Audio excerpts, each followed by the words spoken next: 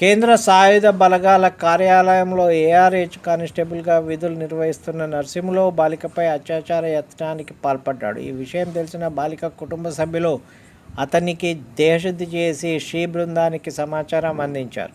ఈ ఘటన వికారాబాద్ జిల్లా వికారాబాద్ మండలంలో జరిగింది. ఎస్పీ కోటిరెడ్డి స్థానికులు తెలిపిన వివరాల ప్రకారం ఏఆర్ హెడ్ కానిస్టేబుల్ నర్సింహులు శుక్రవారం అర్ధరాత్రి తన నివాసానికి దగ్గరలోని ఒక ఇంట్లో అక్రమంగా చొరబడి ఓ గదిలో ఒంటరిగా నిద్రిస్తున్న బాలికపై అత్యాచార యత్నం చేశాడు. వెంటనే బాలిక కేకలు వేయడంతో పక్క గదిలో నిద్రిస్తున్న మహిళ మేల్కొని మిగతా కుటుంబ సభ్యులను అప్రమత్తం చేసింది. బాలిక అన్న ఆగ్రహంతో హెడ్ కానిస్టేబుల్ నర్సింహులకు దేహశుద్ధి చేసి షీ బృందానికి సమాచారం అందించాడు. ఫిర్యాదు చేయొద్దని కానిస్టేబుల్